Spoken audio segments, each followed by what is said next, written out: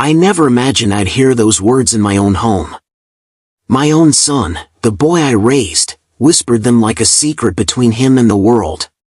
Why don't we just get rid of him? I froze, heart-shattering, as decades of trust crumbled in an instant. And in that moment, I realized, everything I built, everything I sacrificed, was under attack. I'm Walt Thompson, 68, retired from a life in the factory, living in a small Midwestern town where everyone knows your name. My mornings are quiet, coffee steaming, worn family photos staring back at me, the garden calling with its familiar smells. Life has slowed, but loyalty and honor remain my compass. For years, I worked my hands raw to provide for my family, early mornings, late nights, weekends spent fixing the roof or balancing bills. My son, Jason, grew up knowing I gave everything, yet, somewhere along the line, gratitude turned into entitlement. He's 38 now, tech-savvy, impatient, and convinced that age somehow made my life less valuable. The other day, he scoffed at my advice about the family business. "Dad, you just don't get it, that's the old way of thinking, we need results now." It stung, not just the words, but the dismissal of a lifetime's wisdom. I noticed subtle changes, the way he avoided my eyes, how he laughed a little too long at my old-fashioned ideas. Friends whispered, family murmured, something was off. I tried to ignore it, thinking I might be overreacting. But that evening, as I returned home early from a town meeting, the air in my house carried a chill I'd never felt before. And then, I heard it, Jason speaking with my nephew, voice low but cruel, hinting at a plan that would erase everything I built. I stopped dead at the doorway, the words cut deeper than any knife could. Why don't we just get rid of him? He's old, and it's time to take what's ours. My blood ran cold, decades of sacrifices, my time, my health, my late nights, discarded like trash. He didn't even hesitate, there was no shame, no guilt, just entitlement. I remember clenching my fists, feeling the tremor in my hands, but forcing myself to breathe.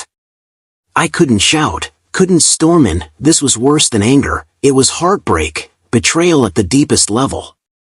I'd raised him to be better, to honor family, and yet, here was the proof that loyalty can rot in silence. I left the room quietly, pretending I hadn't heard, but my mind raced, every memory of my life, every dollar earned, every sacrifice made, was now a target. And I knew one thing, I wouldn't let this slide. I took the next weeks slowly, deliberately, no rash moves, no shouting. I documented everything, accounts, conversations, suspicious behavior. I reminded myself, at my age, wisdom is more powerful than youth. I reached out to trusted friends, people who knew the value of integrity. I checked legal paths quietly, researching the protections I had as the rightful owner of my home, my savings, my life's work. Each step was a quiet nudge, a patient setup. I didn't confront him, I watched as his arrogance blinded him. He believed he was untouchable, that youth alone would carry him through. But I had patience, and I had decades of experience reading people. Slowly, I built my quiet plan, each move calculated to reclaim what was mine, without losing dignity or resorting to rashness.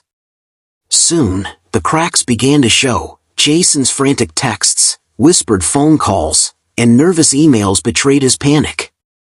The empire he imagined building atop my sacrifices was shaky, unsteady. I stayed calm. I walked through my mornings as usual, tending to the garden, sipping coffee on the porch, while knowing every day brought him closer to exposure. Generational arrogance has a way of underestimating experience, and he was about to learn it the hard way. Neighbors and old friends started noticing small irregularities, financial decisions made in haste, unexplained phone calls, slight shifts in property records. Jason's confidence faltered, while my quiet demeanor remained unshakable. The contrast was palpable, a frantic youth against a steady, experienced elder. The moment came at the Cedar Falls Town Hall, during a public meeting for a community grant. Jason, thinking he could finalize the last step of his scheme unnoticed, stood before the crowd with smug certainty. I stepped up quietly, evidence in hand. One by one, I revealed documents, emails, and witnesses that confirmed his betrayal. Gasps filled the room as his arrogance crumbled, face red with shame. Murmurs became whispers, whispers became judgment. And then, the final blow, a neighbor recounted Jason's words, "Why don't we just get rid of him?" For everyone to hear. Silence, then a few cheers, my dignity restored in full view of the community. Years of betrayal overturned not by rage, but by patience, wisdom, and steady resolve. Jason's isolation was immediate, friends distanced themselves, business deals fell apart, family confronted the harsh truth of his choices. I watched quietly, feeling no glee, only a bittersweet relief.